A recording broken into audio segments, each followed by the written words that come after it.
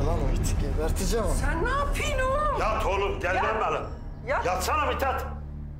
Yat, delilenme.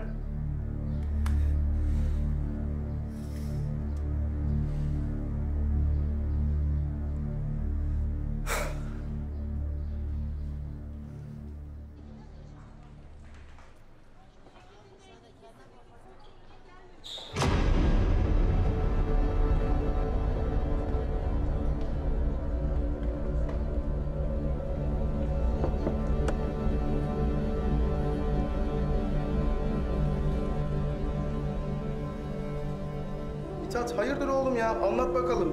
Kimle kapıştınız? Nasıl oldu?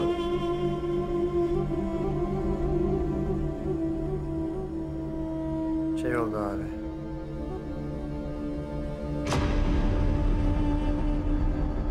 Ben dükkanda düştüm. Elimde de bıçak vardı. Sen de üstüne düştün öyle mi?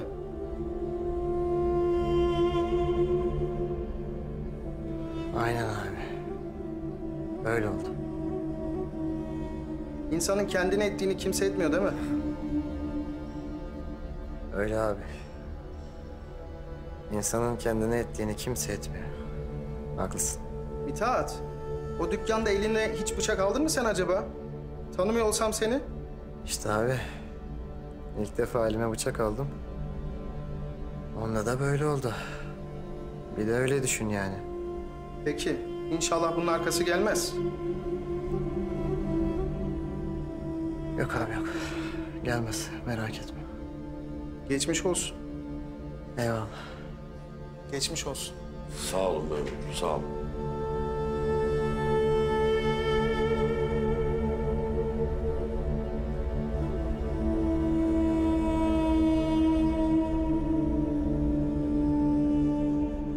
Aferin oğlum.